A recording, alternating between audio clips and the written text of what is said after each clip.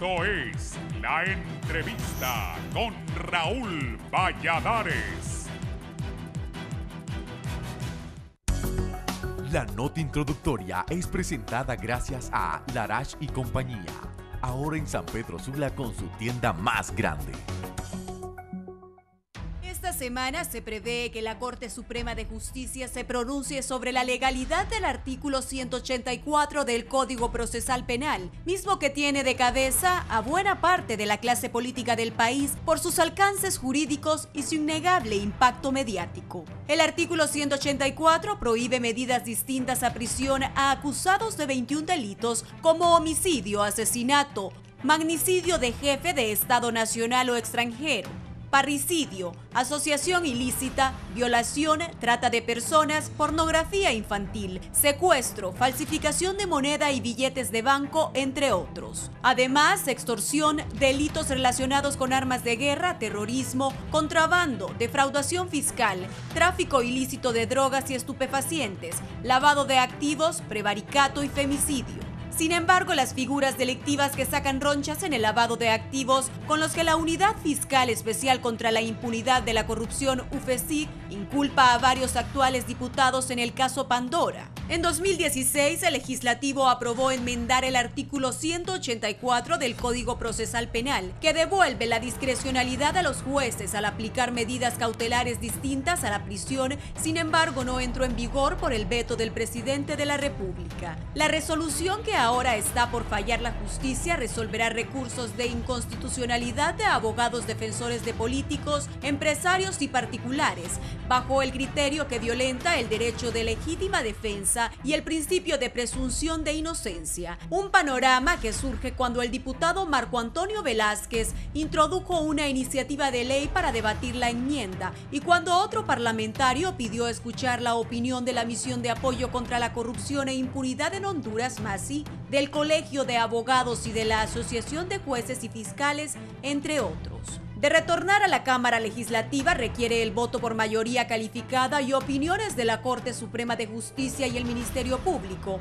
pero estas instancias mantuvieron la integridad del referido articulado, ya que lo contrario incidirá negativamente en la eficaz persecución de delitos de crimen organizado y corrupción. La Fiscalía se pronunció en noviembre de 2015 contra el recurso de inconstitucionalidad número SCO-0882-2015, promovido contra los artículos 183 y 184 del Código Procesal Penal, ya que no violan las garantías expresadas en la Carta Magna. Asimismo, el 21 de febrero de 2017, la Corte Suprema de Justicia declaró sin lugar el recurso de inconstitucionalidad de 2015, al destacar que los artículos citados no se oponen a la presunción de inocencia. La persistencia de la reforma del artículo 184 es respaldada por el Ministerio Público, la MASI, la Embajada de Estados Unidos, la Unión Europea, organizaciones de sociedad civil que ven en su dureza el disuasivo suficiente que haga regular la percepción de impunidad galopante ante estos actos de corrupción repudiados por la ciudadanía. La nota introductoria fue presentada gracias a Larache y Compañía, ahora en San Pedro Sula con su tienda más grande.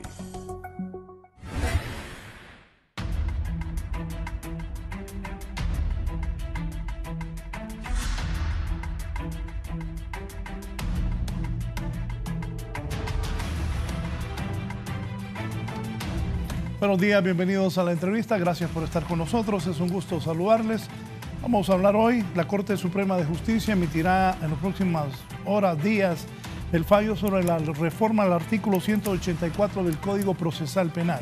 Tengo 4 distinguidos abogados del país, conocedores del tema, que nos pueden orientar qué le conviene al país, qué se puede esperar del fallo de la Corte, cuáles son las cosas buenas de este artículo 184, cuáles son las deficiencias, cuáles son las diferencias que han existido en los últimos meses producto de la aplicación de este artículo. Saludo primero a la abogada Rixa Antunes, ella es ex fiscal de la República y abogada de los Tribunales de Justicia. Mucho gusto, buen día, Raúl, buen día a Honduras. Me alegra que esté aquí el abogado Marlon Duarte, abogado penalista. Marlon, bienvenido. Mucho gusto, Raúl, muy buenos días y Vamos a ver qué sacamos de este programa. El abogado Julio César Ramírez es abogado penalista. Bienvenido, abogado. Buenos días, Raúl, compañeros, colegas, pueblo hondureño. Muy buenos días. El abogado Félix Ávila, catedrático universitario y juez de sentencia, abogado de los tribunales. Bienvenido. Muy buenos días, don Raúl. Mucho gusto. Mis colegas, esperando que aquí haya una discusión verdaderamente elevada, académica, alejada de todo tipo de razonamiento de repente político, sino que es lo jurídico y lo académico lo que debe prevalecer. Bueno, esa es la idea del foro, que 4 personas como ellos, con la capacidad que tienen, con los conocimientos que tienen, puedan orientar a la población de la mejor manera y que sea algo de altura para que los hondureños comprendamos esta situación que ha generado polémica en el país. Más adelante estaré presentando un documento que ha emitido la MASI también sobre este tema, porque esto, reitero, ha generado mucha opinión en Honduras. Concretamente, esto es para los 4 y vamos a iniciar con la abogada. ¿Qué se espera que resuelva la Corte Suprema de Justicia en cuanto a la reforma de este artículo 184 del Código Procesal Penal? ¿Por qué se está pidiendo ahora reformas a este artículo cuando antes fue aprobado? ¿Por qué ahora se pide reformas? Y muchos sectores están a favor, otros consideran que deben mantenerse tal y como está. Abogada. La pretensión que persigue la defensa y la que persigue el Estado de Derecho es que la Corte se pronuncie a favor de la reforma y se pronuncie declarando incluso con lugar los sendos acciones de inconstitucionalidad que contra el artículo 184 han presentado las defensas en virtud de que esta reforma, que fue incorporada en un momento en el que se pretendía frenar alguna crisis que había en el país por la alta ola de delincuencia, creo que se extremó con la reforma, incluyendo delitos que realmente no debieron ser incluidos en cuanto a la prohibición de imponerles medidas sustitutivas. La regla general debe ser de que la persona debe ser defendida en libertad, debe dejársele a los jueces la discrecionalidad bajo parámetros establecidos como peligro de obstrucción y peligro de fuga, la posibilidad de que una persona sea escuchada en libertad, y solo cuando se encuentre en una de las condiciones determinantes de peligro de fuga y de peligro de obstrucción es que esta persona debe ser escuchada privada de libertad. ¿Por qué esto, Raúl? Porque en la actualidad hemos visto cómo el artículo 184 y cómo la Fiscalía abusa presentando acusaciones por lavado de activos con el solo fin de mantener presa a la persona privada de su libertad. Y 2 años después la persona es dejada en libertad tras haber sido encontrada inocente por un tribunal de sentencia. Sí, don Marlon. Bueno, Raúl, este es un tema que lo hemos abordado con los colegas durante muchos foros, durante mucho tiempo. Es más, creo que en el año 2013, cuando se hizo esta reforma, nosotros fuimos uno de los primeros que salimos ante los medios de comunicación, junto con el abogado Félix, el abogado Ramírez, creo que la abogada Rixa también tuvo una manifestación. Muchos colegas en Honduras del momento que fue reformado este artículo. Este artículo fue reformado en un momento político, Raúl, y fue reformado por cuestiones estrictamente políticas, olvidándose de que el comportamiento social penal es una figura y es una ciencia que debe ser... Perdón, ¿este artículo fue? Fue reformado en el año 2013. En el año 2013, previo a las elecciones. Entonces fue más que todo en un momento político, que eso no debe de estar pasando. Yo escuchaba inclusive una persona que es muy afín al Partido Libre, porque hay unos del Libre que están a favor y otros que están en contra, pero las personas académicas, las personas que conocen el derecho penal y conocen en sí la lógica jurídica, y usted la conoce, que es la abogada Rixi Moncada, muy bien en un programa lo estableció y los puntos específicos que coincidimos. Lo raro es que otros, que son estrictamente políticos, porque hay que decirlo así, y este foro es muy importante porque aquí no tenemos personas que son políticas. Y es difícil debatir con un político cuestiones estrictamente legales. Pues en ese momento histórico se hizo esa reforma. Y esa reforma se hizo para generar y crear más adeptos al que estaba realizando la reforma. Porque los países subdesarrollados, Raúl, tienen la tendencia que lo que les gusta es que los mantengan entretenidos. Si usted recuerda el circo romano, porque este es un circo romano. Lo que quiere ver la gente es sangre. Y yo entiendo la gente, o sea, la gente le repudia el hecho de que en su casa, yo siempre lo he dicho, en los barrios marginales, en los pueblos de muy adentro no tienen medicina, no tienen agua potable, no tienen servicios básicos, no tienen asistencia médica. Y entonces al ver y decir, una persona que les indica que se robó 200 millones de lempiras, lo único que quiere que esta gente es que lo fusilen o que lo metan preso. Y esa es una situación que nosotros como abogados no podemos cambiar, porque esa es la situación estricta de los países subdesarrollados. Y usted le pregunta a la mayoría del pueblo hondureño si está de acuerdo que estas personas salgan en libertad, le va a decir que no. Yo lo que pienso, Raúl, es que la Corte Suprema de Justicia debería de ejercer el derecho de independencia que tiene, y bajo ese principio de independencia y bajo el conocimiento estricto de la ley, debería de emitir una resolución. Y emitir una resolución, Raúl, viendo los antecedentes de cómo fue creado este artículo. Porque es paradójico, Raúl, le voy a decir dos cosas, que este Código Procesal Penal fue apoyado casi en un 80% por el gobierno de los Estados Unidos a través de USAID. Y uno de los pilares principales era lo que hablaba la abogada Rixa, que la excepción aquí es que la gente vaya detenida, que las personas vayan privados de libertad y lógicamente atendiendo a principios y estableciendo, como lo decía la abogada, presupuestos para que esta persona pueda ser escuchada en libertad, siempre y cuando se garantice la presencia del imputado al proceso. Pero lo más irónico de todo esto es que ahora los que apoyaban ese Código Procesal Penal ahora están en contra del artículo 184, que es uno de los pilares fundamentales de este sistema acusatorio. Y me llama la atención, para concluir, Raúl, el hecho de que hay personas que tienen doble discurso aquí, inclusive políticos, abogados que forman parte del Congreso Nacional.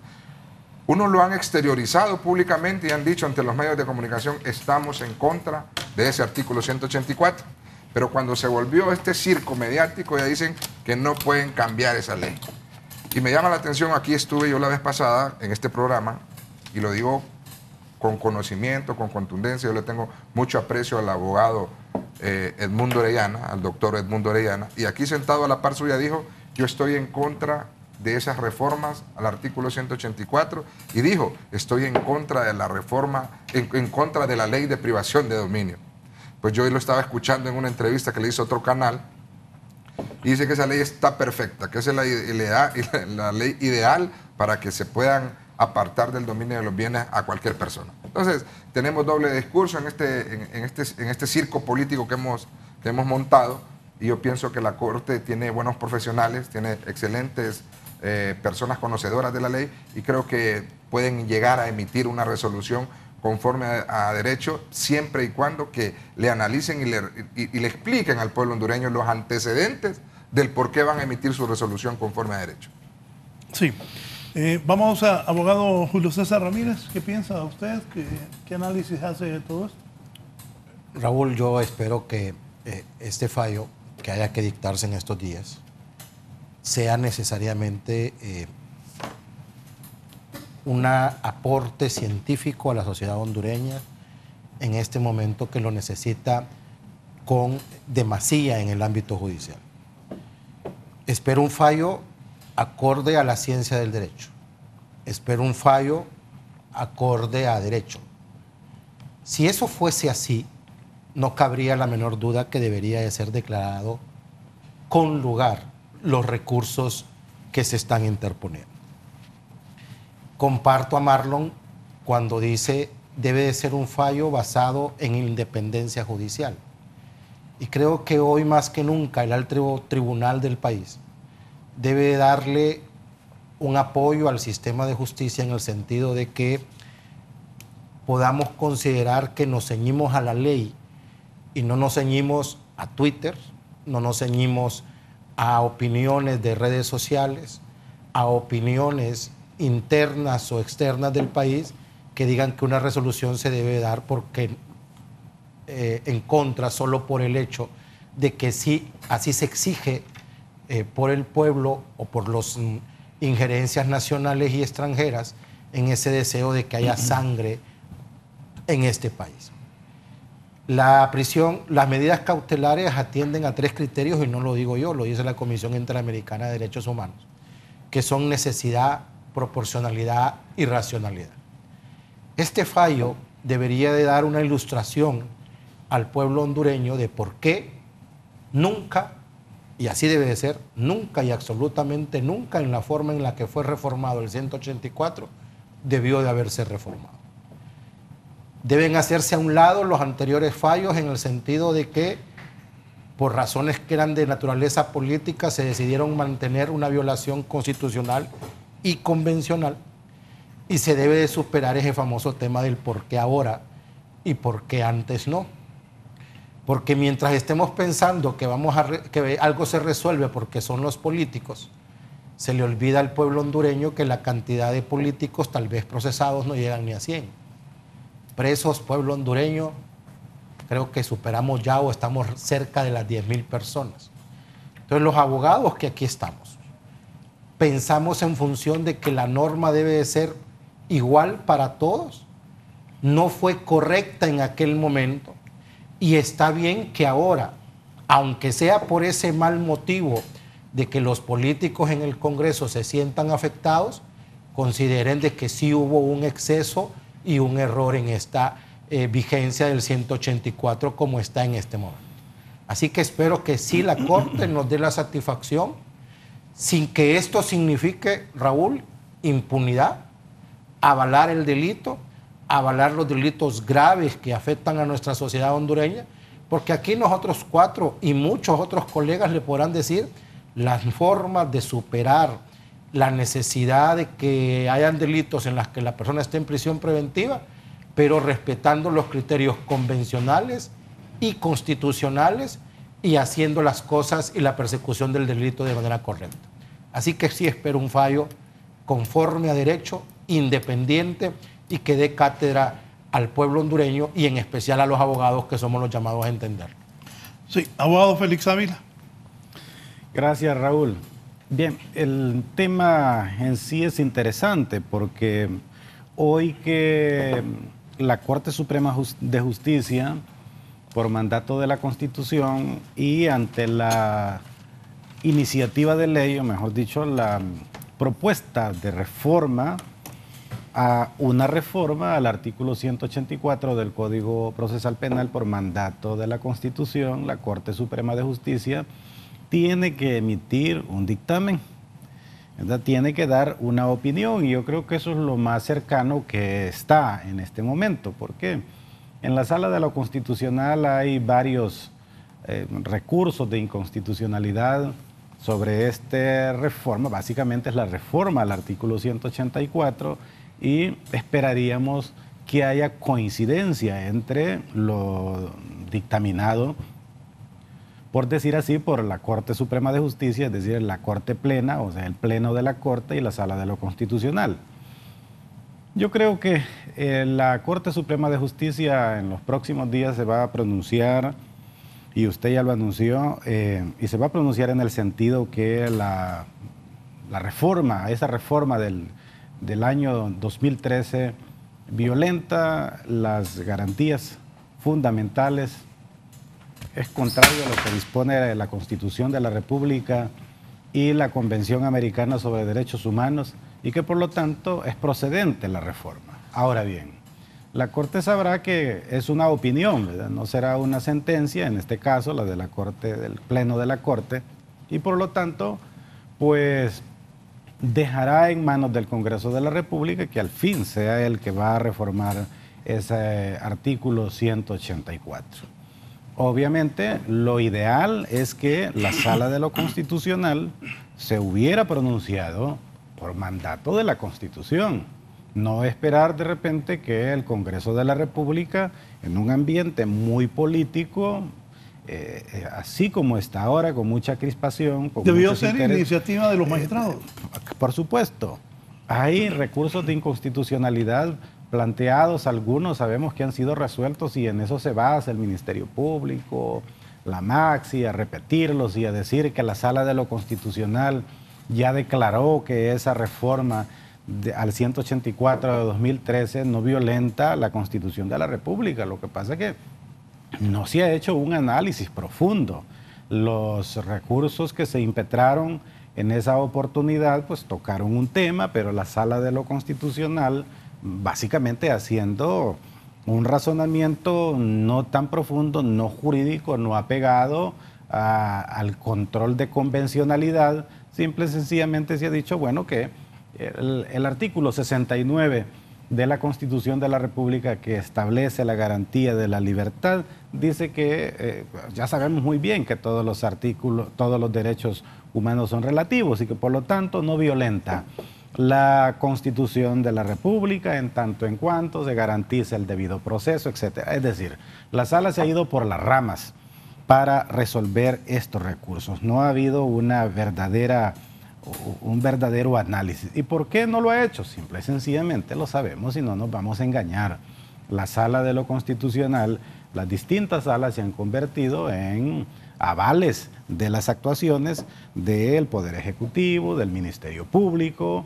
Es decir, hay una serie de normas que violentan la Constitución de la República, los tratados, sin embargo, no se dice que son inconstitucionales.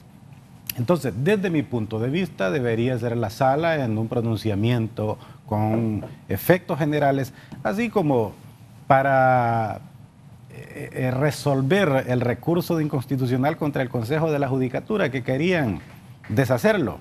En 2 plumazos lo deshicieron y dijeron que era inconstitucional, ¿verdad? Entonces yo creo que es un tema muy importante. Ahora, obviamente, el debate está ahí en el Congreso. Al final, si se toma cualquier decisión, sabemos que de alguna u otra manera va a ser con ingredientes políticos.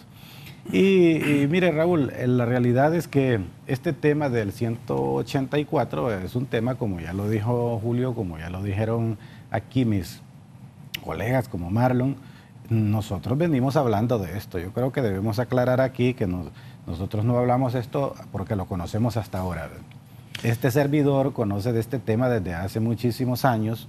Obviamente estamos hablando que el artículo 184 original se enmarca en un sistema de garantías que Honduras, obviamente, en el año 2000, cuando adopta el Código Procesal Penal, supera estamos hablando más de un siglo de un sistema inquisitivo. Y llegamos a tener un sistema garantista. Lo que pasa es que los enemigos del garantismo siempre han estado ahí, ¿verdad? Y vamos a decirlo aquí, ¿verdad? La ineficiencia de los órganos de persecución penal son los que llegan y obligan a que el Estado, por medio del Congreso Nacional, adopte este tipo de medidas encaminadas a crear condiciones favorables como esta. Por ejemplo, ¿quiere usted llenar las cárceles? Haga la prisión preventiva obligatoria. Con las cárceles llenas, usted está dando la impresión que tiene gente en prisión, tiene culpables, y no es así. Entonces, hoy día nos encontramos ante una serie de recomendaciones, de pronunciamientos, de preocupaciones de organismos internacionales, y alguna gente dice, bueno, ¿por qué tienen que ser los organismos internacionales los que vienen a recomendarnos? Y mire usted lo paradójico, ¿verdad? Algunos, ¿verdad?, están viendo ahí a organismos internacionales que también nos están prácticamente gobernando aquí, nos están diciendo qué es lo que debemos hacer. Lo cierto es que cuando la Comisión Interamericana de Derechos Humanos le recomienda a Honduras, es porque está obligada a adoptar las medidas que sean necesarias para que su legislación sea adecuada a esos estándares internacionales sobre derechos humanos. La Convención Americana sobre Derechos Humanos data del año 1969, hace más de 40 años que ya estamos hablando, cerca de 50 años va a cumplir la convención de haber sido suscrita, y Honduras es signataria desde hace más de 40 años sobre eso. Honduras también es parte del Pacto Internacional de Derechos Civiles y Políticos, y lo más importante es esto: Honduras no puede siquiera desligarse de ese pacto internacional. Ahí donde periódicamente Honduras tiene que ir a dar cuenta, y yo le voy a leer en el transcurso de, por lo menos reseñar, en el transcurso de este foro, cómo el Comité de Derechos Humanos desde hace varios tiempos tiene la preocupación sobre este tema específico, y cómo la Comisión Interamericana en varios informes generales como específicos también ha expresado su preocupación sobre este tema. De manera pues que yo creo que el Congreso de la República hoy día, pues si la Sala de lo Constitucional ha soslayado su responsabilidad, debe hacerlo. Y El mensaje en todo caso a los miembros del Congreso de la República es que tengan la valentía de hacer las cosas. Y en algún momento, por cuestiones eminentemente políticas, como se dijo aquí, lo hicieron. Yo me acuerdo muy bien, Raúl, y lo voy a decir aquí. Cuando estaba la reforma, yo conocía los proyectos de reforma. Y en una ocasión yo me comuniqué en 2013 con un diputado, y en este caso lo voy a decir aquí, con el diputado Marvin Ponce, le dije: diputado, conozco unas reformas ahí, me gustaría de repente apoyar. Y entonces él me dijo: no, abogado, eso ya lo aprobamos, y lo aprobamos rápido, a matacaballo, porque nos pidieron que así lo hiciéramos. Y entonces fue justamente esa reforma del 56-2013. Márquenme eso, por favor. Un agregado de...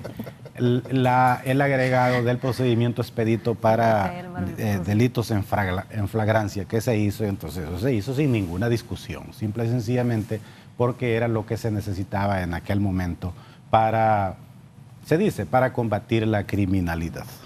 Bien, hablando al hondureño,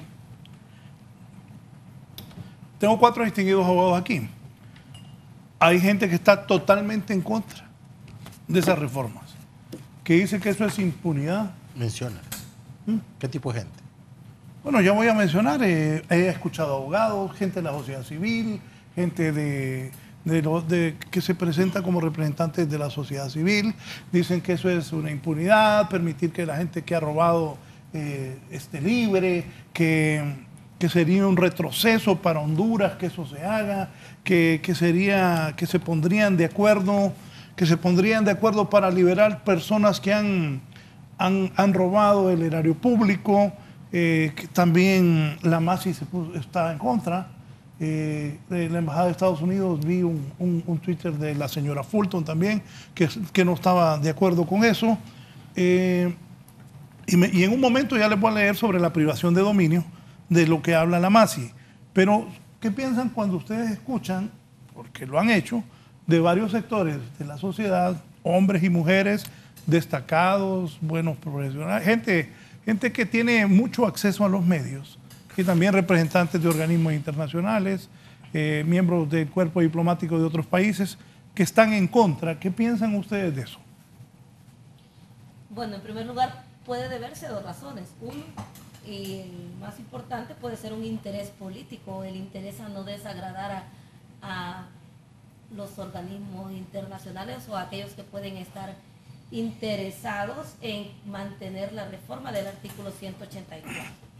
Esa reforma del artículo 184 per se es inconstitucional, y como lo ha dicho la Comisión Interamericana de Derechos Humanos en la recomendación número 18 de 25 recomendaciones que nos dio, expresamente el Estado de Honduras debe promover, regular y aplicar los mecanismos para las medidas alternativas a la prisión preventiva.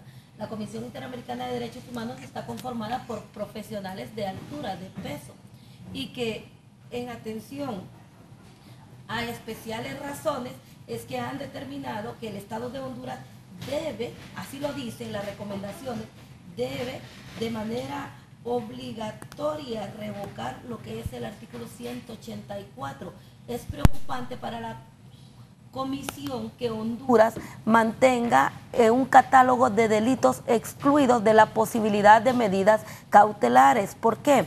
Porque sucede en Honduras de que las investigaciones son en un 90% realizadas de manera irresponsable, y entonces se está utilizando el derecho penal como un instrumento de venganza o como un instrumento, como yo siempre lo he dicho, para sacar de circulación a las personas que quizás puedan estorbar. La población tiene una concepción errónea de las medidas, al igual que la tuvieron en su origen con la ley de privación definitiva del dominio.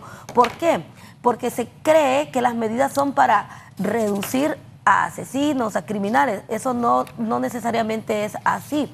¿Y delincuentes de cuello blanco qué le dicen? Y delincuentes de cuello blanco que le dicen. El problema es que nosotros que estamos inmersos en el proceso penal nos damos cuenta cómo muchas veces se acusa a personas y se le presenta al pueblo un caso gigante, la gente cree realmente que ese caso existe, poco documentado, luego entonces piden la prisión preventiva y para amarrar a los jueces a que dicten la prisión preventiva les imputan el delito de lavado de activos, cuando el delito quizás no se puede enmarcar en las acciones que ellos están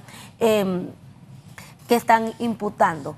Entonces, por esa razón, pienso que más allá de las opiniones que emitan organismos, que emitan personas extranjeras que pienso que no deberían de intervenir en los asuntos domésticos de nuestro país, que Honduras debe dar respuesta, en los magistrados al resolver, al pronunciarse.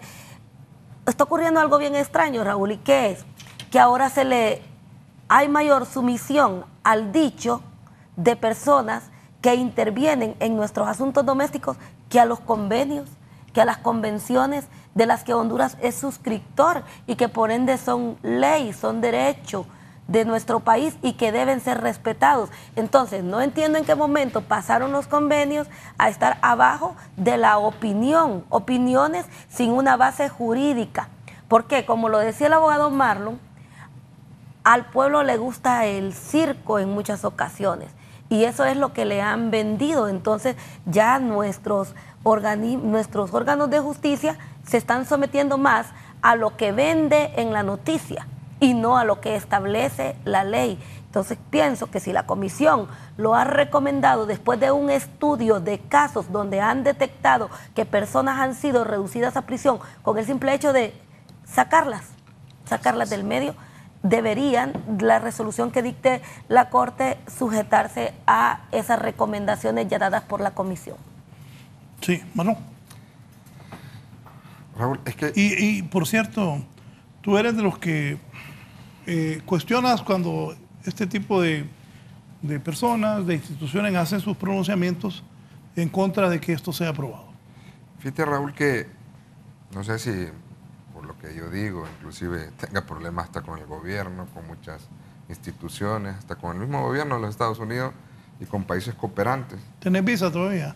Yo sí tengo visa todavía. Bueno, yo la verdad que lo único que he hecho en mi vida solo ha sido trabajar de abogado. Mira que a los colegas... Me consta, subió las fotos, anduvo de vacaciones ahorita recientemente. Sí, no, estaba en una foto... Es un hecho notorio. En el Golden Gate, creo, si no me equivoco. Bueno, por lo menos fui una vez. Espérate, pero les saqué una sonrisa a los tres, mirá. No, porque yo creo es que todavía ellos no han intentado. Yo creo que no han intentado todavía. ¿El qué? Ir todavía a ver cómo está la cosa. No, ni modo, lo más que va a pasar es que te devuelvo. Sí, verdad, como dijo un político, me gusta más España. Yo te voy a decir algo, Raúl, y esto yo sé que a mucha gente le cae feo, le cae mal. El hecho es que aquí hay muchas organizaciones muy fuertes, muy famosas, que opinan de todo, opinan de medicina, opinan de derecho, opinan de construcción, opinan de contratos. Vos los vas a ver, Raúl, en todos los circuitos mediáticos. Y me pregunto yo, ¿de qué trabajan si solo de eso viven? O sea, mi pregunta es, ¿lo hacen de gratis o a cuenta de qué? Estas opiniones que lo hacen son para mantenerse vigente. Yo digo, yo no es que no estoy de acuerdo que la MASIP venga a hacer su trabajo, pero hay que ser, es una burla decir que venga un funcionario que tal vez tenga inferiores capacidades que lo que pueda tener cualquier profesional del derecho en Honduras, que venga de países que están peor o igual que nosotros, Raúl.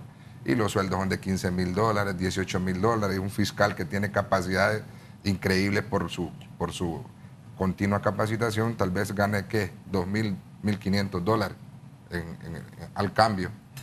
Entonces, estas instituciones se mantienen vigentes por eso, pero yo no me imagino instituciones en España o en Italia o en Inglaterra, o como decimos nosotros, hagámoslo como en Estados Unidos, diciendo el embajador de Honduras en Estados Unidos, la política de Donald Trump atenta en contra del Estado de Derecho. Yo pienso que ese mismo día lo regresan para este país. Entonces, si hay reciprocidad entre los pueblos, esa independencia debe de mantenerse por parte del pueblo, por parte del gobierno. Yo decía también, y es muy importante lo que dice el abogado Félix Ávila, el principio de convencionalidad. Y fíjate, Raúl, que el artículo 2 de la Ley de Justicia Constitucional dice que la Sala Constitucional debe resolver de acuerdo a los parámetros de derechos humanos y a las convenciones de derechos humanos que Honduras es suscriptora. Entonces, no nos queda más a nosotros que si nosotros como país estamos sometidos o suscribimos un convenio, como es el Convenio de Derechos Humanos, el Pacto de Derechos Civiles, o tantos convenios de derechos humanos que existen, que están arriba sobre un convenio bilateral con la MASIC, porque este es un pequeño convenio, porque la MASIC no es para aplicación general en todos los países, no así la Convención Interamericana de Derechos Humanos, no así el Pacto de Derechos Civiles, no así el Pacto de Derechos Humanos. O sea, son esta serie de situaciones que van por encima de este convenio bilateral entre la MASIC, entre la OEA y nosotros, que surgió la MASIC. Esto quiere decir, Raúl, que mayoría de organismos, como organizaciones como ASJ, como Transparencia, todas estas organizaciones reciben plata de los cooperantes. Lógicamente, al recibir esta plata de los cooperantes, lo más importante para ellos es mantenerse vigentes. Y yo le decía a una persona que es miembro de esas organizaciones, bueno, ¿y por qué no metemos preso a todos los funcionarios de Honduras, a todas las personas que ustedes consideren delincuentes? Ustedes ya no van a existir, porque al momento de ya no existir absolutamente nadie a quien perseguir, lógicamente los países cooperantes ya no les van a dar un 5. Entonces, lo que nosotros en realidad podemos determinar, Raúl, con contundencia y conforme a derecho, es que se emita una resolución por parte de la Corte en base a lo que establece el artículo 2 de la Ley de Justicia Constitucional. Y lo digo así, Raúl, porque si nosotros venimos y decimos que somos suscriptores de derechos humanos, aquí vino una comisión de derechos humanos. Y me da risa porque yo estuve en un programa con una persona que es político, y él decía que, bueno, aquí vino la Comisión Interamericana de Derechos Humanos. Entonces le digo yo, pero esa misma Comisión Interamericana de Derechos Humanos fue la que dijo que había que reformar ese artículo 184, porque los partidos contrarios al gobierno acudieron a esa comisión, Raúl.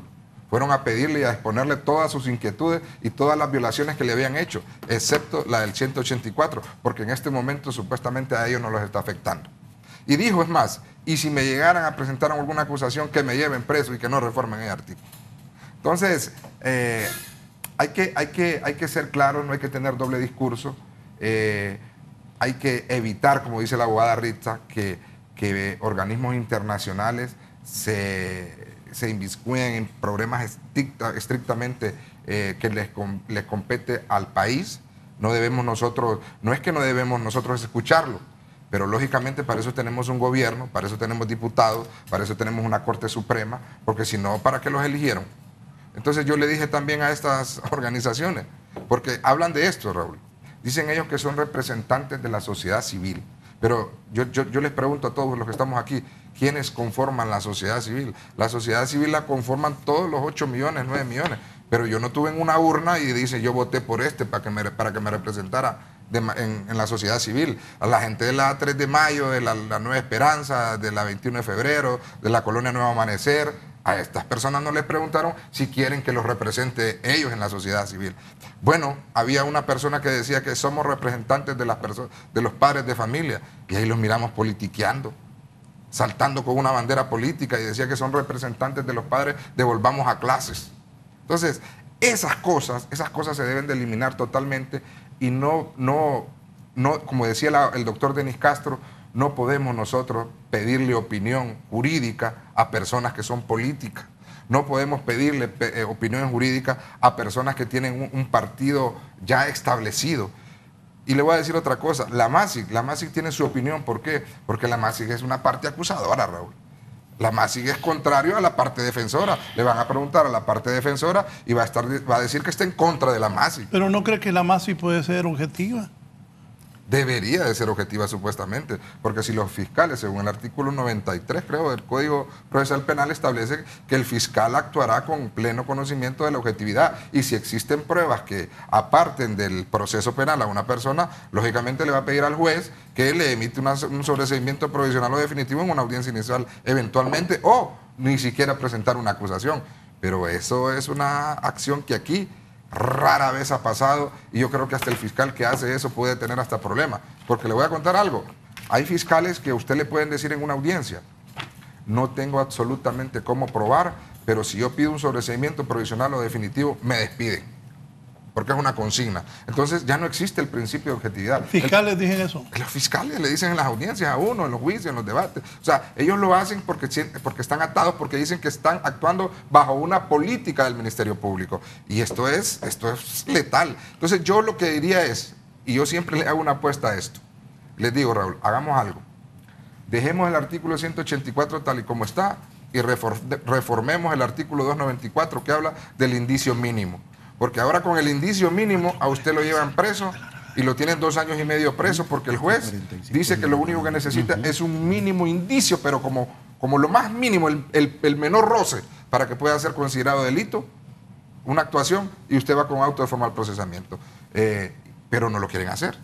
No lo quieren hacer, ¿por qué? Porque esa reforma que se establecería del artículo 294 en cuanto al indicio mínimo, lógicamente no presentarían ninguna acusación, porque la debilidad que tenemos en este país, Raúl, es la investigación.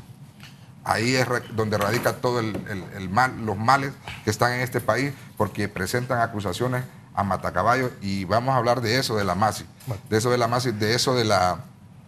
de las incautaciones y de los aseguramientos.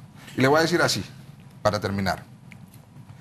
Estos oficios que mandaron al Partido Liberal y al Partido Nacional, dice, se ordena el aseguramiento. ¿Correcto? Así dice. Y fueron públicos. Pero es tan lógico que una abogada del Partido Liberal, yo no sé cómo está defendiendo a su partido, y dice que para ella el aseguramiento y la incautación es igual, que van a buscar unas maneras diferentes de defenderse. Y otro del Partido Nacional salió diciendo que el hecho de que aseguraran estos bienes es que están buscando una reparación civil cuando ya están incoadas las acciones en materia de privación de dominio, que es una instancia, o sea, el desconocimiento de las propias personas que defienden a esos partidos.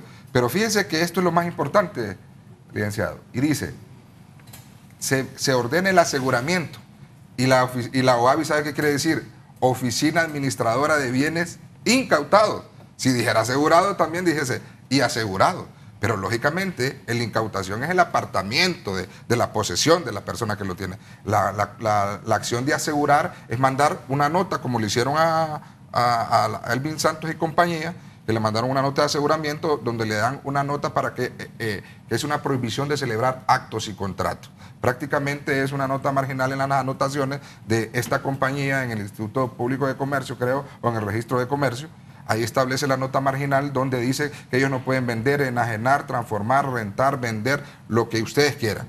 Eso es aseguramiento. En incautación es que lo hubieran apartado, hubieran sacado toda la gente de ahí y la OABI lo administraba, porque la OABI no administra bienes asegurados, solo administra bienes incautados, como lo dicen sus siglas. Abogado Julio César Ramírez. Usted introdujo este tema, Raúl, bajo una frase, hablemos al hondureño. Y creo que me voy a despojar un poquito de la cuestión de abogado y unir los dos temas. Estamos en el mes de septiembre, el mes que celebramos nuestra independencia patria. Y aunque todos tenemos criterios sobre lo mismo, hay que decir que cuando se dan estas opiniones de organismos internacionales o de países amigos que hay que respetar, hay que verlos en el contexto en el que también aplica en el mundo de sus países de origen. Usted menciona a la señora encargada de negocios de la Embajada de Estados Unidos. El país donde la regla es que una persona imputada, acusada de un delito, está en libertad. Que podrán tener mejores mecanismos por asuntos de ser un país de primer mundo, es otra cosa. Pero la regla es en libertad. Comparto totalmente amarlo. Que todos tenemos derecho a subsistir en este país, es obvio. En la vida hay que llevar alimento a la casa. Y aquí tal vez es una crítica, Raúl, tú que eres periodista y de larga data, con una hoja brillante, sabrás que el problema de los llamados sociedad civil es los espacios que le han dado los medios de comunicación. Porque el asunto es que hay algunos en particular que el vocero es Carlos Hernández, y uno en particular. Y al que le van a poner el micrófono, y el señor es un todólogo junto con Omar o junto con otros, y nunca se prestan a que hagamos algo. Vaya, pues, los invitamos a un foro, ahí a Unitec, a una universidad, pero debatamos cátedra científica y saquemos la conclusión de lo que debe de ser correcto. Pero eso de poner el micrófono para estar hablando de que no procede por esto, por las cuestiones de país, es cierto, eso es lo social. Y lo social debe ir aparejado de la ley y ya lo voy a explicar. Pero se han equivocado en eso. No soy yo quien lo dijo. La sentencia de la Corte Suprema de Justicia, de la Sala Constitucional, al fallo, al recurso de inconstitucionalidad interpuesto por el honorable Juan Sánchez Cantillano. Entre los consejos que nos están dando es, por ejemplo, Marlon usa una palabra muy adecuada. Los que litigamos en esto lo vivimos. Mira, la MASI ya no es un órgano de colaborador, es un órgano persecutor adscrito al Ministerio Público. Entonces, si este es el rol que asumí, entonces está bien, pues quiero asumir ese rol y créeme que aquí ninguno de los 4 abogados que estamos acá vamos a tener miedo de enfrentar a la parte contraria. Lo que sí le tenemos miedo es no sentir independencia en el órgano jurisdiccional. Y la Corte Suprema de Justicia le dice a los tribunales, por ejemplo, da un consejo. Si la MASI va a aconsejar a jueces, aconséjelos, fórmelos, prepárelos, enséñelos, fiscales, denles técnicas de investigación, denles criterios de cómo se persigue el delito. Por ejemplo, yo me encontré un caso en que miembros de la MASI estaban participando activamente en un allanamiento X, ilegal aquí en cualquier lugar del mundo, porque su función es acompañamiento, porque mi ley me dice que la juez me tiene que decir quiénes actúan en un allanamiento, y desde que alguien interfiere más allá de mi participación, ya estoy ilegal. ¿Que me preocupa como abogado? No, siempre y cuando el derecho me lo dé el tribunal. De tal forma que entonces si tenemos a una organización de Estados americanos a la que pertenecemos, y mira quiénes están ahí, está la comisión, está la Corte, y está la MASI. Y la comisión viene y le dice, en lo que ha dicho en la visita in loco recientemente, o en otros documentos como este que tengo a la mano, que es el informe sobre el uso de la prisión preventiva en las Américas, donde te desarrolla a cabalidad cuáles son los criterios que debo de tener para la prisión preventiva.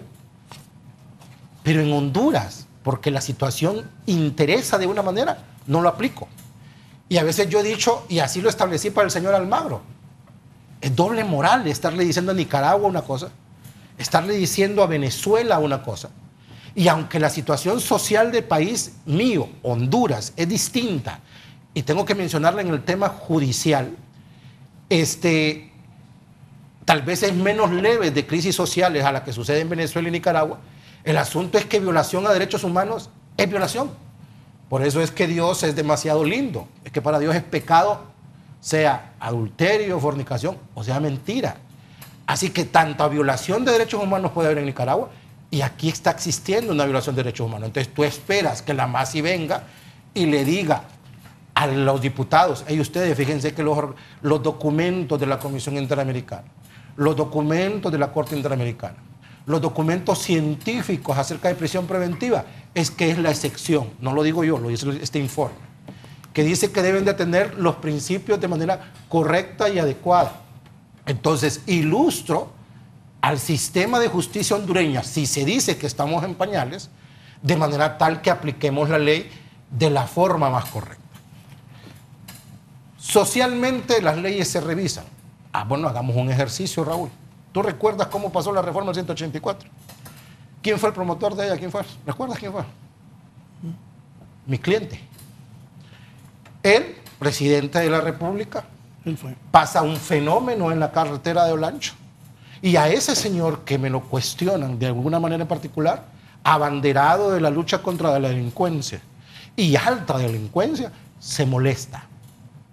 Porque se detiene un vehículo en salida de Prondeca con armas, con granadas, y al día siguiente la persona estaba libre. Entonces, en eso nació la reforma al 184. Que tal vez hubo una cuestión de pocos criterios jurídicos. Lo compartimos. Pero yo te puedo decir aquí como abogado, y aquí me pueden cuestionar mis colegas. Por ejemplo, el famoso artículo 445, creo que lo dijo la abogada Rixi. gravedad de la pena. Para determinar si una persona debe estar presa, puedes tú atender a la gravedad de la pena. ¿Por qué no reforman este artículo 445? Es más fácil.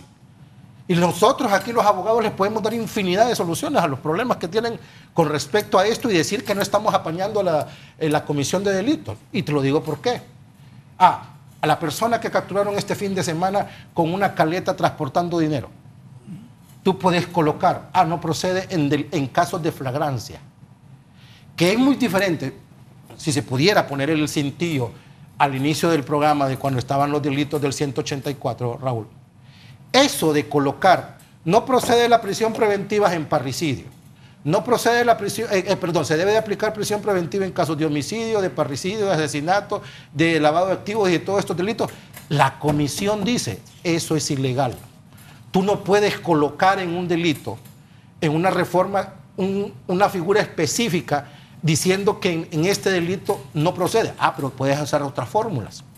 Una fórmula es, si capturas a alguien en fragancia, no procede la prisión preventiva. No estás relacionando delito, no lo estás relacionando en nada con la determinación de prisión preventiva. Puedes definir la gravedad de acuerdo al daño social y no al delito con nombre y apellido. Uno de ellos es delito contra la vida. Delitos de libertad sexual. Puedes tú decir que lo que la sociedad le molesta afecta gravemente y entonces en este caso si hay los presupuestos básicos para que alguien esté enjuiciado, y aquí hay que hacer la aclaración que bien le hace Marlon, pero hay que desarrollarlo un poquito más, Marlon, y si me lo permites. Y la abogada Rixi lo hizo muy bien, aunque obviamente ella es tanto abogada y política. Por la necesidad esta de tener cárceles llenas, reformaron los requisitos necesarios para la comisión del delito. Históricamente y científicamente son plena prueba de la comisión del delito e indicio racional de su participación. Ahora, el delito, para poder meter a alguien es, no, creo que hay delito. Mire, si creo que hay delito, la ATIC ya debería estar investigada.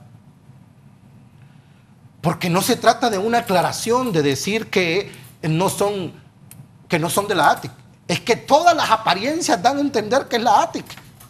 Y desde que todas las apariencias dan a entender que es la ATIC, y si al ciudadano común y corriente, al pueblo hondureño, por una simple apariencia, lo investigo, la ATIC ya debería estar intervenida. Bajo los criterios que está usando la política criminal del Estado, hoy la ATIC debería estar intervenida. Porque lo que han dicho que es perseguir delito es la sola apariencia. ¿Y cuál es la apariencia de ese hecho? La apariencia es que fue la ATIC. La apariencia es que las aclaraciones que han dado de monogramas, las mismas redes sociales los han desnudado.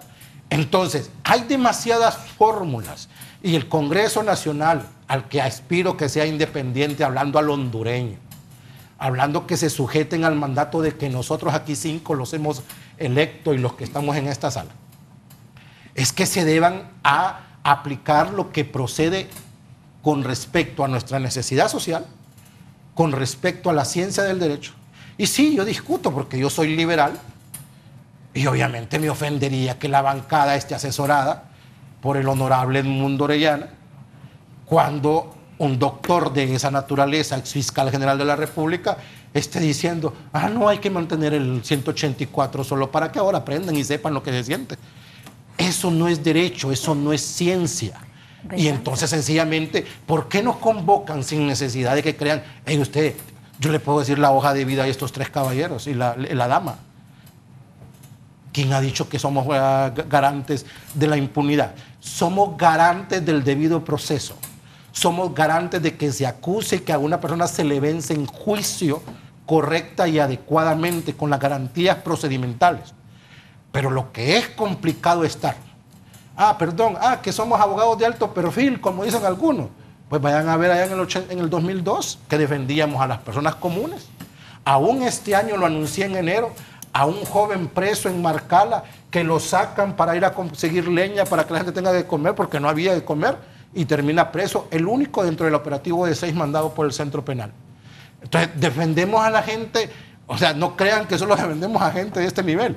Lo que pasa es que estos espacios nos permiten decirle al pueblo las cosas que están sucediendo con el ciudadano común y corriente.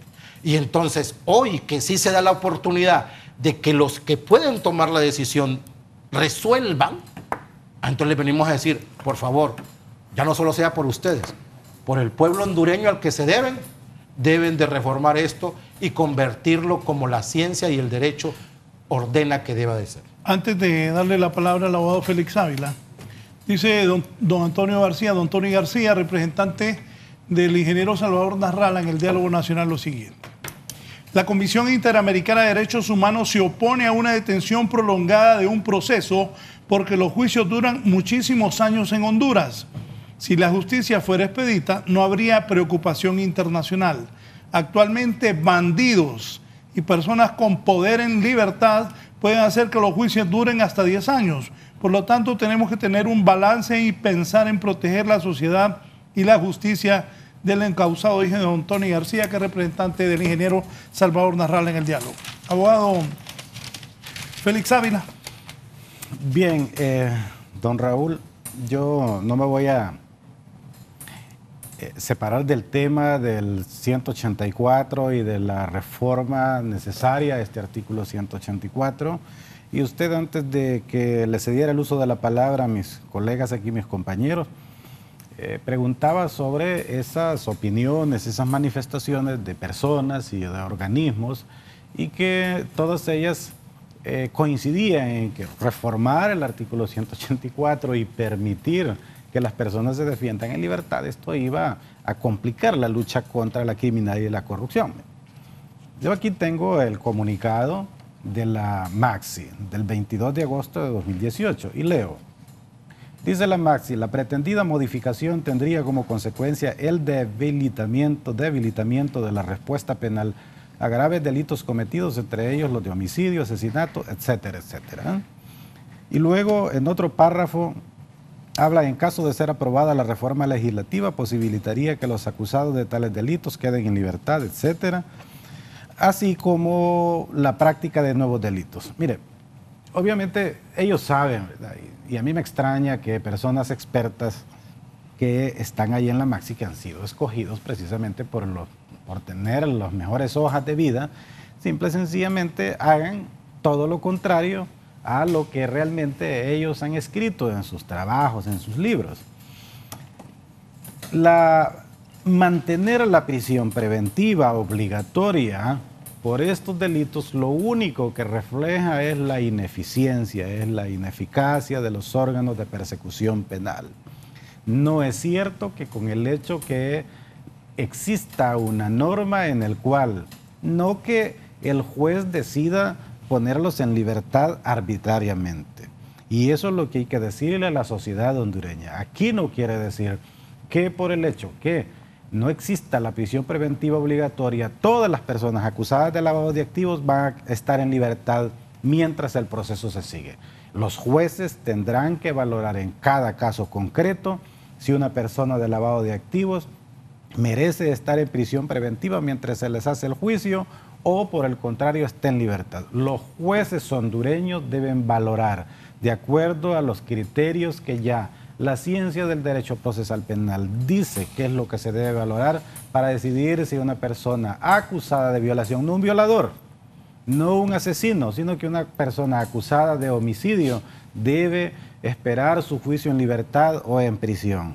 Entonces, no hay manera de sostener de ninguna manera, al menos que ellos piensen que están dialogando con gente que no tiene la capacidad, no son hondureño o un hombre, una mujer de término medio para comprender bien estas cosas. Lo único que retrata estos comunicados es la falta de capacidad. ¿Cómo es posible que una organización, un ente como la Maxi esté hablando de esto? Entonces, ¿a qué vinieron? Entonces, lo que vinieron aquí es a mentirle a la sociedad hondureña, a querer llenar las prisiones, a hacer requerimientos fiscales en sustento, pero acusando de delitos graves, simple y sencillamente a que jueces que no pueden hacer ningún razonamiento avalen esos requerimientos e impongan la prisión preventiva. Mire, de este tema sobre la prisión preventiva se han ocupado, yo ya le anticipaba, Raúl,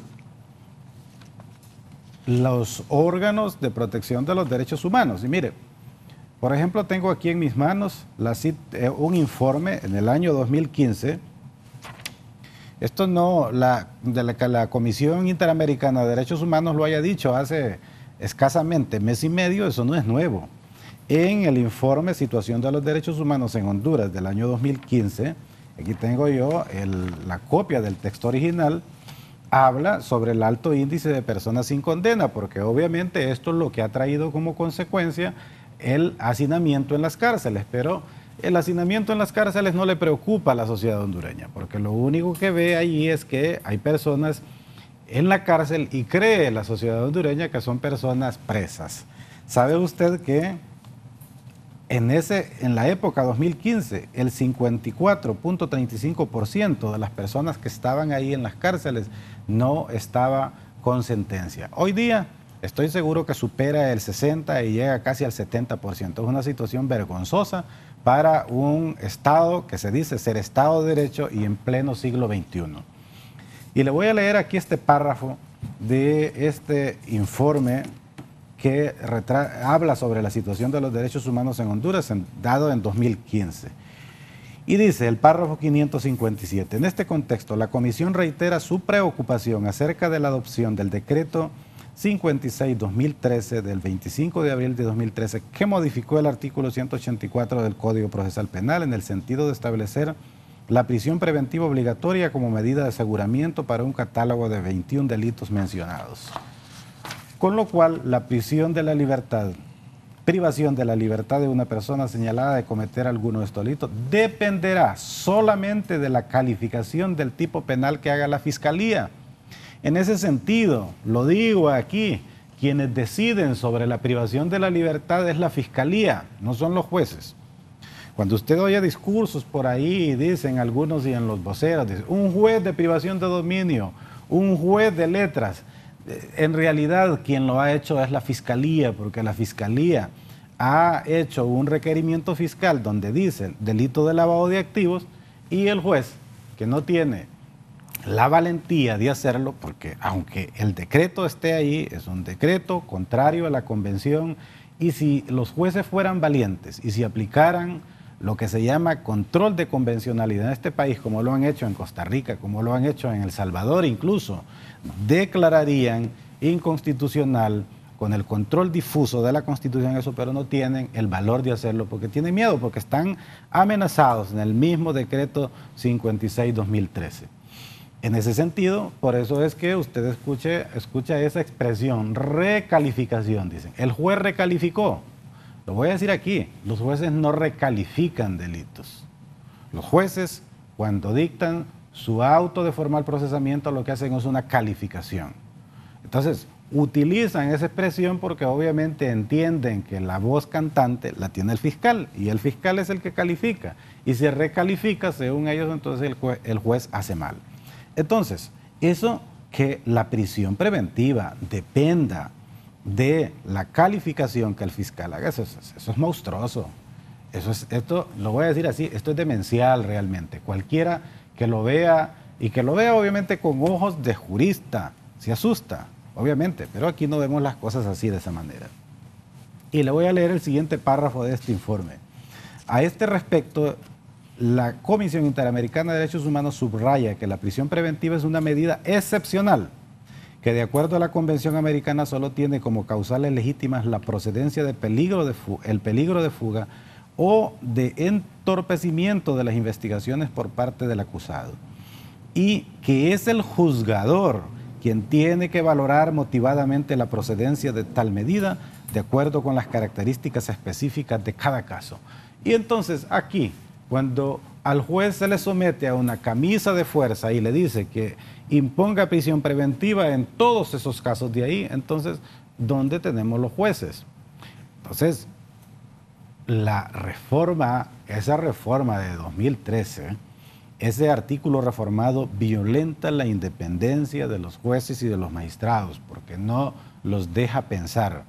Y ya lo he dicho yo, y obviamente no soy el único en decirlo, ha sido el legislador que desde el año 2013 le dice a los jueces cómo es que deben de calificar. Y obviamente la ley le manda a los jueces, pero en este caso no se concibe que de una manera anticipada el legislador haya dicho que Juan Pérez, que no lo conoce el legislador y no lo conocía en el año 2013, pero ya el legislador sabía que Juan Pérez iba a ser acusado por un delito de violación y por lo tanto el legislador dijo hace tiempo que no merecía estar en libertad porque es peligroso procesalmente. Eso es inadmisible en un Estado de Derecho, estimado amigo.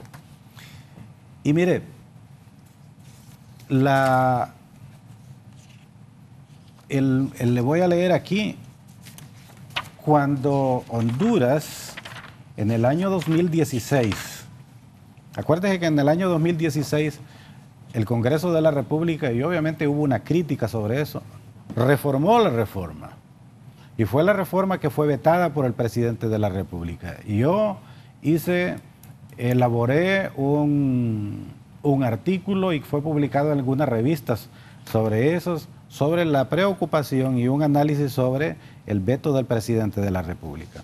En el año 2016, reconociendo al legislador por las razones que ha sido, que había hecho mal en 2013 y entonces derogó, no totalmente, pero en un 90% por lo menos, esa reforma del 56-2013. Y obviamente eso fue llevado, y como fue llevado de alguna u otra manera, los comentarios al Comité contra la Tortura y otros tratos crueles, inhumanos o degradantes, al Comité de Derechos Humanos en Ginebra.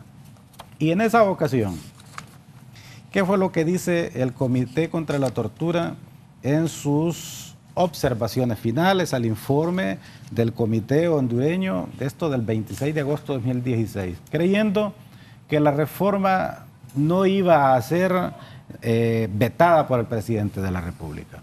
Y entre otras cosas, el comité habla sobre las condiciones de reclusión y voy a leer lo que tengo resaltado. Además, el comité acoge favorablemente otras medidas adoptadas recientemente por el Estado. El Estado parte para reducir el hacinamiento en las cárceles, en particular la identificación proactiva de reclusos en detención preventiva que pueden acogerse a beneficios penitenciarios y la reforma del artículo 184 del Código Procesal Penal que elimina las restricciones a la aplicación de medidas alternativas a la prisión, a la privación de libertad en 21 delitos. En esa ocasión hubo un tiempo en que el artículo se reformó y eso fue visto como un avance positivo por parte del Comité contra la Tortura en Ginebra, Suiza, porque Honduras es parte no solo del Pacto Internacional de Derechos Civiles y Políticos, sino también en el Comité, en el Pacto, la Convención Internacional para la Eliminación de la Tortura, y lo miró como algo positivo. Sin embargo, volvemos a lo mismo. La pretendida lucha contra la criminalidad y dando la apariencia de estar combatiendo la criminalidad, y como es la única manera para demostrarle a la sociedad hondureña que los órganos de investigación funcionan, entonces al presidente de la República le dijeron allá, tiene que vetar esa reforma, y por eso es que emitió ese veto. Obviamente es una cosa que no convence a nadie, definitivamente, pero los diputados al Congreso de la República, todavía apegados a los mandatos del Poder Legislativo, en aquella ocasión simple y sencillamente no quisieron ratificar constitucionalmente la reforma que habían hecho, pero que deben tener la valentía. Yo en algunas ocasiones y en programas como este lo dije, los diputados deberían tener la valentía suficiente de oponerse incluso a los mandatos, a lo que dice el presidente de la República. ¿Y por qué no pueden hacerlo, no? Ya ha ocurrido eso. Sin embargo, existe aquí una sumisión clara, ¿verdad?, a otro tipo de cuestiones, a misiones como esta, a tuits de embajadas de países extranjeros, etcétera. Bien, antes de la pausa voy a leer Dice el abogado Guillermo Siliácer, no creo que sea correcto descalificar la cooperación internacional en materia judicial si por otro lado acudimos a recomendaciones de una comisión que también visita Honduras como una agencia de cooperación. También, sobre todo cuando se desconocen las otras recomendaciones de las que nadie quiere hablar. El abogado Molina, que tiene formación, sería como jurista, sabe que los problemas que se resuelven mal o sobre una base falsa, en realidad no se resuelven. Si lo vemos como un problema jurídico, hay que resolverlo jurídicamente, más si es político, el abordaje es distinto. Todos los litigantes que están en este programa están tomando en cuenta el conflicto de intereses cuando emiten sus opiniones. Acérqueme eso para leer lo que está diciendo la gente también, que me está escribiendo mucho la gente. Dice, es triste escuchar a los abogados haciendo un juicio paralelo, esto está claro. Lean los artículos 182, 445 del Código Procesal Penal. Según ellos hay reformas, las leyes a favor de sus clientes. Son bárbaros. Moisés Ulloa, excelente foro. Analizar el tema 184 sin apasionamientos políticos es lo acertado. El 184 sin duda tiene vicios de inconstitucional. Esa es una realidad, como también es realidad que muchos políticos están embarrados en corrupción y merecen cárcel. Juan Carlos Bustillo Colindres, totalmente de acuerdo, ese 184 es una clara violación a los derechos humanos, incluso esa ley de privación de dominios. Modesto Lara, ¿qué tanto miedo a ese artículo? El que nada debe, nada teme, y el que debe, que pague, porque antes no decían nada y ahora solo son cosas. Aguanten que la ley debe ser para todos. La parte de abogados defensores como ustedes que defienden femicidios y corruptos, claro que quieren que se defienda en libertad. Es más, quieren que queden libres totalmente. Además, ya el Ministerio Público y la MASI ya se pronunció. Bueno, abogados por defensores y defensoras somos nosotros, los de los derechos humanos. Paz Santos, pero ¿por qué cuando los Rosenthal les destruyeron su patrimonio nadie dijo nada de ese artículo? Entonces que se le apliquen a todos los corruptos. Parte de lo que está diciendo la gente. Poneme ahí lo de la MASI que vamos a leer al volver porque vamos a la parte final. Lo que te envié primero, lo que dice ahí la MASI de la ley de privación de dominio. Vamos a leer cómo entender el procedimiento de extinción o privación de dominio de bienes, finalidad de la ley sobre privación definitiva de dominio de bienes de origen lícito, lograr la legítima protección del interés público en beneficio de la sociedad, el bien común y la buena fe, mediante el desapoderamiento de bienes producto de instrumentos o ganancias originadas, obtenidas o derivadas en contravención a la ley. Notas características del procedimiento especial de privación de dominio, y ahí vamos a ir dando la lectura para que los abogados aquí presentes den sus comentarios. Una pausa y continuamos.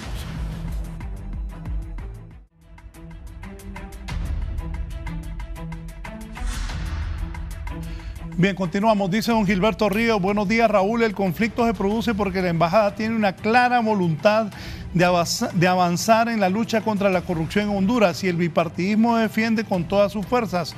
Deduzcan ustedes quién ganará. Saludos a sus distinguidos invitados, dice don Gilberto Ríos. Poneme por favor esto de la MASI. Vamos a leer. Es un documento de la MASI y del Ministerio Público. Mostrame por favor porque quiero ver los logos de ambos. Que ahí está, hoja informativa, dice. Ahí está, miren, para que vean de qué estoy refiriendo. Bien. Las notas caracterizan procedimiento especial de privación de dominio. Primero, la extinción o privación de dominio es una acción de carácter real y contenido patrimonial independiente del proceso penal. B, es una acción de naturaleza patrimonial y no personal. Su objetivo de juzgamiento es la persecución del patrimonio que fue adquirido usando o mezclando a partir de actividades ilícitas. No juzga a las personas que realizaron dichas conductas delictivas. Me entra duda eso. C. ¿Me permitiría decir algo al respecto? Sí. No es viable trasladar todas las garantías propias del proceso penal al proceso de extinción de dominio, por cuanto la privación de dominio es autónoma, no depende del proceso penal, se dirige a perseguir patrimonio de carácter ilícito y no a las personas, vuelve a decir. En tal sentido, en la D, no es posible debatir o incluir dentro del proceso de extinción de dominio la presunción de inocencia, dado que los bienes no son culpables o inocentes. Tampoco se debe alegar el indubio pro reo, pues la discusión dentro del proceso de extinción de dominio gira en torno a la licitud o ilicitud del bien o los bienes cuyo origen se juzga.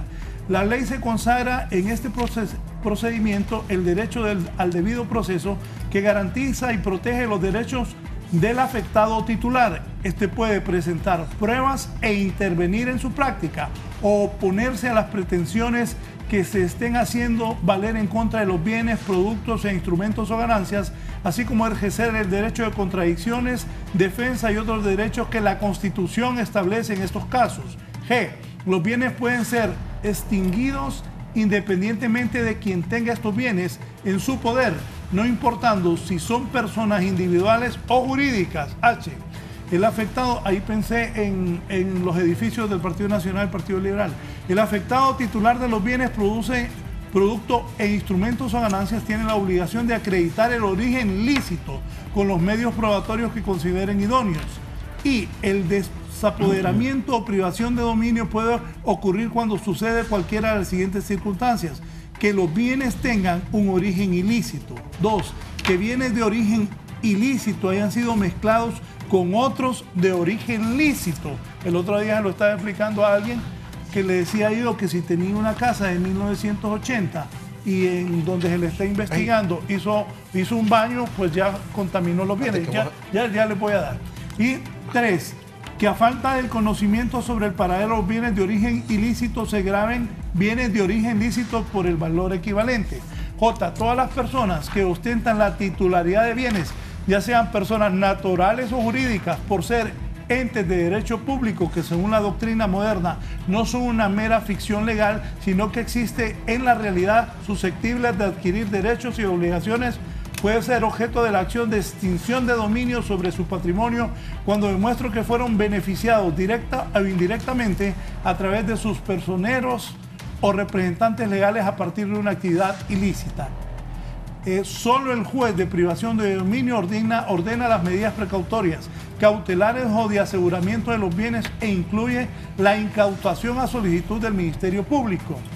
El Ministerio Público no convalida las incautaciones ante el juez porque las ejecuta por orden de este, salvo la señalada en el segundo párrafo del artículo 33 de la Ley de Privación de Dominio. Debemos reiterar que cuando el patrimonio que beneficia directa o indirectamente a una persona natural o jurídica ha sido obtenido transgrediendo la ley y con grave perjuicio para la sociedad, el único procedimiento que garantiza el resarcimiento del perjuicio patrimonial es la privación de bienes prevista en nuestro ordenamiento legal. La ley es dura, pero es la ley, dice subímelo para volver a leer, que vean. No se lo lleve para que Sí, ya solo, ahí está, ¿ves? OEAMASI, Ministerio Público. 3 me gusta. Bien, empezamos con don Marlon Duarte. Raúl. Pero mantenerlo ahí porque ellos quieren comentar. Primero Marlon. Raúl, y es importante ese número 3. Ojalá que ellos hubieran dicho algo, hubieran salido a la luz pública a defender el Estado de Derecho cuando le aseguraron y le incautaron los bienes a la familia Rosenthal. Si te fijas en el número 3 dice, los bienes de origen ilícito se graben bienes de origen lícito por valor equivalente.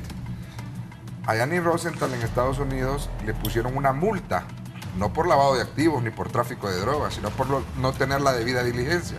Y la multa no llegó ni siquiera a los $250,000. Y aquí destruyeron un patrimonio de más de $1.000 millones. Entonces, ¿dónde está la MASIC en estos casos? O sea, le importa esto porque eso es lo que a la MASIC le exterioriza la importancia ante sus benefactores y que los pusieron en este país.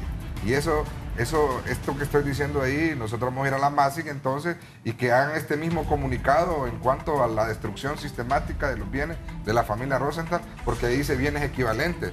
Pero los bienes equivalentes a $250,000, a $1.000 millones, yo creo que es una situación totalmente desproporcional. Y la otra situación es, Raúl, que ellos establecen muy bien, que dicen que los bienes no delinquen, sino las personas. Nosotros siempre lo hemos dicho. Y cuando una sociedad es acusada por un delito penal, lo hacen a través del presidente del Consejo de Administración, eso estamos claros.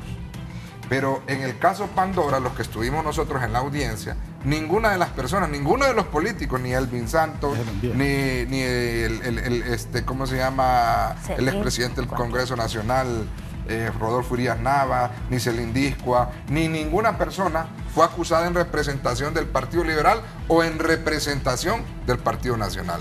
Por lo tanto, el aseguramiento a los partidos nacionales y al Partido Liberal y la incautación es totalmente ilegal en cuanto a ese comunicado. Y otra cosa muy importante que yo pienso que hay que verla, y lo decía un abogado aquí en Honduras, que el principio de inocencia no tiene que estar solo establecerse en materia penal, Raúl. Eso es una aberración jurídica. El principio de inocencia está establecido en cualquier materia, Raúl. Inclusive, todo demandado se le presume inocente hasta que el juez, en materia civil, laboral, administrativa, hasta que no se demuestre lo contrario. Y lógicamente en penal. Imagínense, Raúl, que están diciendo que hay que acreditar el origen lícito de los bienes del Partido Nacional o del Partido Liberal. Óigame, ¿cuántos años tiene el Partido Nacional?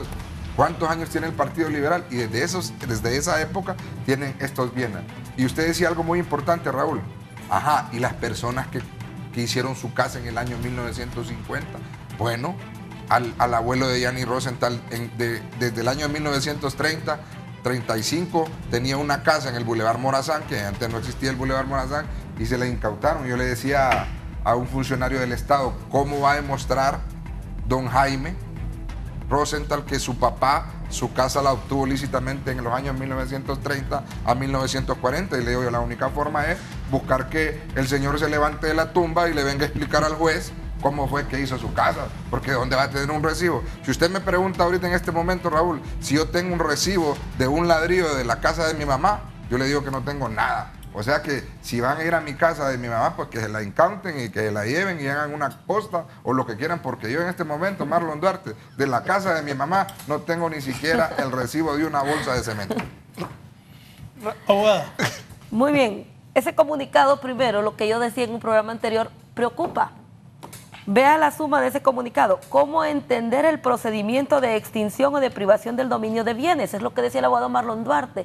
La MASI ya no es un ente colaborador, ahora es un ente que impone criterios, que está queriendo establecer su voluntad.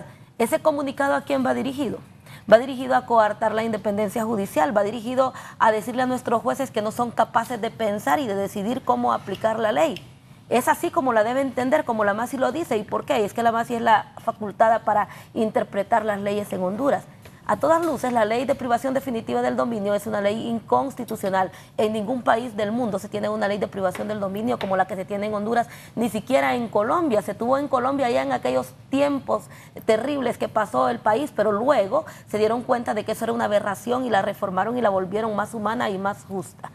Si usted lo mira, y quiero profundizar en esto, hay una seria contradicción en lo que ellos dicen. Dicen que no se juzgan personas, se juzgan bienes y que por ende debe estar independiente del proceso penal. Y ese es uno de los grandes errores de la ley. ¿Por qué? Porque se dice que se va a privar de bienes de origen ilícito, pero ¿qué es lo que va a determinar esa ilicitud? ¿Cómo alguien puede decir que los bienes que tiene X o Y son ilícitos si no ha sido vencido en un juicio penal donde se establezca de que esta persona se dedicaba a actividades ilícitas?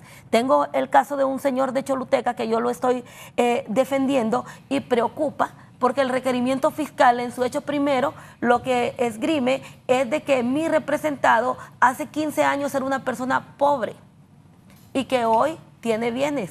¿Pero qué bienes tiene? Unos bienes valorados como en 900,000 empiras. Entonces, según la fiscalía, esa persona pobre hace 10, 15 años no ha tenido derecho a construirse, a crecer, ¿verdad? Recordemos que la Constitución establece que la persona es el fin supremo de la sociedad y del Estado. Parece que esa premisa constitucional ha sido olvidada. ¿Por qué? Porque le están negando al ciudadano la posibilidad de crecer económicamente, de poder estudiar, de poder crecer, de poder trabajar y ganarse la vida decentemente. ¿Por qué? Porque esta ley opera bajo un principio de ilicitud y es lo que el ciudadano común no comprende, más allá de de intereses como abogada. Yo soy una persona muy correcta con mis actuaciones y lo digo como ciudadana hondureña. Aquí se está actuando bajo una premisa de ilicitud. Esa premisa de ilicitud violenta el estado de inocencia. El estado de inocencia, la Constitución no establece que sea exclusivo para procesos penales, es de observancia obligatoria en todo proceso. Por ende, yo considero que ese comunicado de la MASI no debe existir. Es un atentado directo a la independencia judicial. Es decirle a nuestros jueces que son incapaces de pensar y que deben sujetarse a los criterios de la MASI. Y ahí es donde yo veo una terrible vulneración al Estado de Derecho. Por eso decía anteriormente, no podemos darle más atribuciones a un extranjero de las que nuestra Constitución y nuestras leyes establecen, ¿verdad? Entonces, deben ellos quedarse en su rol para el cual fueron creados, pero no intervenir al grado de tratar de imponer su criterio mediante comunicados. Gracias. Abogado Julio César Ramírez. Raúl, le rogaría que me permita hacer un ejercicio que normalmente el que hacemos los abogados, y es precisamente siguiendo el documento, y por el tiempo lo voy a hacer. ¿Traiga el documento o lo tiene ahí? Lo tengo aquí, pero me va a quitar. Sí, ponerlo en la pantalla y lo pones en el se lo voy a poner así de sencillo. Al preámbulo, finalidad de la ley, dice que lo que se persigue es buscar bienes o derivados obtenidos en contravención a la ley. Miren, señores de la MASI, señor Almagro, Ministerio Público, díganme quién determina en este país y en cualquier otro país del mundo que es contrario a la ley. O sea, si lo que me va a buscar es algo que es contrario a la ley, primero determine que fue algo sucedido contrario a la ley. ¿Y qué es contrario a la ley? Hey, pueblo hondureño, el 18 de octubre de 1969 yo nací inocente y hasta hoy sigo siendo inocente. Se presume que todo lo que tengo es inocente, incluso este celular. Entonces, desde el punto de vista de esto, ¿quién tiene que decirme que hice algo contrario a la ley? El Ministerio Público. Ahora vamos a una cuestión. Mire ese inciso A, que es autónoma e independiente del proceso penal. Mire, estas cosas yo sé que van dirigidas para el pueblo hondureño, que no entenderá algo tan sencillo como lo que voy a decir. Mire uno de los presupuestos, ayúdame Marlon, que vos conoces mejor esa ley. Uno de los presupuestos de privación de dominio. Si yo obtuve este celular de una actividad ilícita, digamos tráfico de drogas, ¿qué es el tráfico de drogas? Un delito. Adquirí este celular producto de tráfico de dólares. Estos me dicen que esto me lo pueden sacar independientemente porque dicen que esto es derivado del tráfico de drogas. ¿Y qué es el tráfico de drogas? Un delito. ¿Y quién determina un delito? No es el juzgado penal.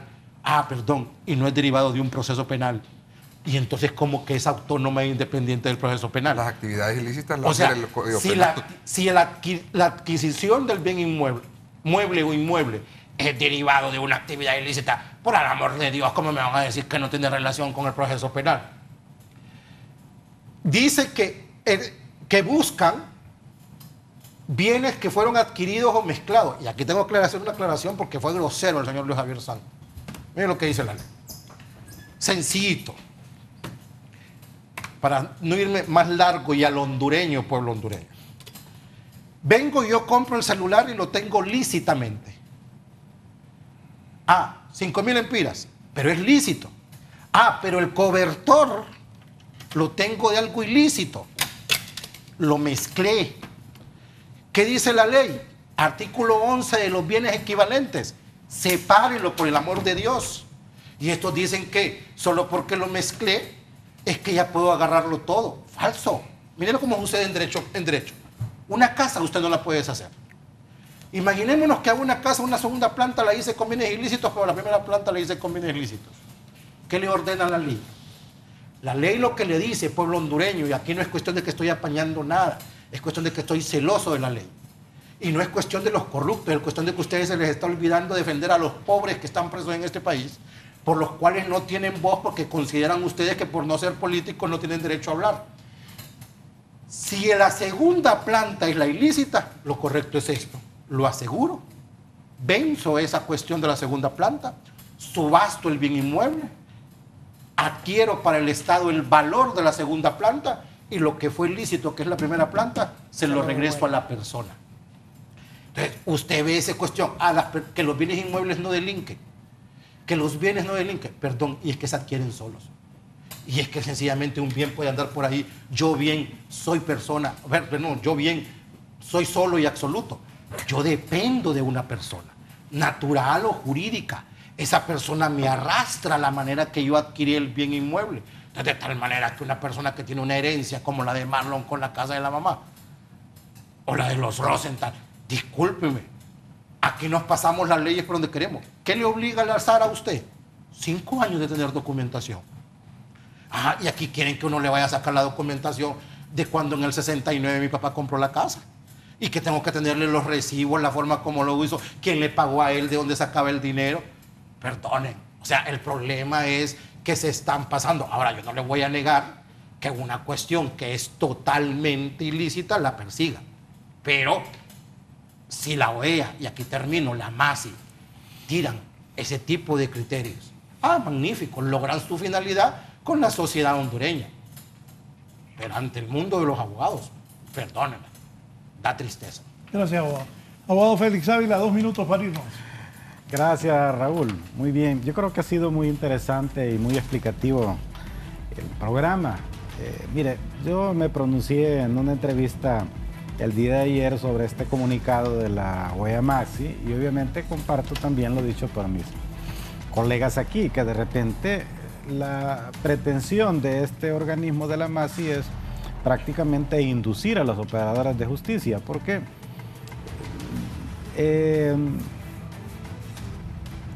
expresa el comunicado es cómo entender el procedimiento de extinción o privación de dominio de bienes. Y es preocupante porque de repente esto pareciera que ya la Maxi está dictando directrices jurisprudenciales y mandando mensajes a los jueces para que lo entiendan de esa manera. Mira, hay cosas que no se pueden entender aquí, ¿verdad? Y que no pueden caber de ninguna manera. Que el procedimiento o la ley está dirigida únicamente a juzgar bienes, yo creo que los bienes no se juzgan las conductas de las personas.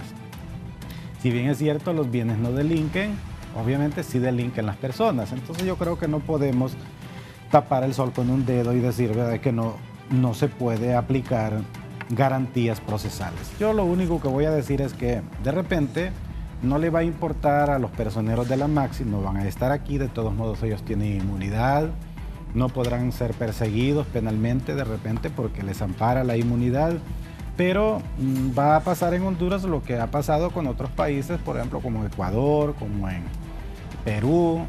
En 10 años más o menos creo que mucha gente hoy día que se está quejando va a radicar denuncias ante los órganos de protección de los derechos humanos de nuestro sistema interamericano y ellos no van a vacilar para declarar que todas estas cuestiones son inconstitucionales. Yo les mandaría de que lean sentencias como la del caso Chaparro Álvarez y Lapu Íñiguez versus Ecuador, de la sentencia de la Corte Interamericana de 21 de noviembre de 2007. 10 años después que Ecuador procesó, mantuvo privado de libertad prolongadamente a los señores Chaparro Álvarez y Ñaco Lapu Íñiguez y les privó de sus bienes de manera irregular. La Corte Interamericana de Derechos Humanos estableció que Ecuador era responsable de eso. Entonces, no hagamos estas cosas para nuestro país. Estas personas no van a responder por las graves violaciones a los derechos humanos que hoy día están haciendo algunas personas, quizás por intereses particulares especialmente. Muchas gracias. López Álvarez en Honduras. Bien, gracias a los abogados Marlon Duarte, al abogado Félix Ávila, al abogado Rick Santúnez y al abogado Julio César Ramírez. Hemos hablado esta mañana sobre las reformas del artículo 184 del Código Procesal Penal. Sigan con Canal 11. Buenos días.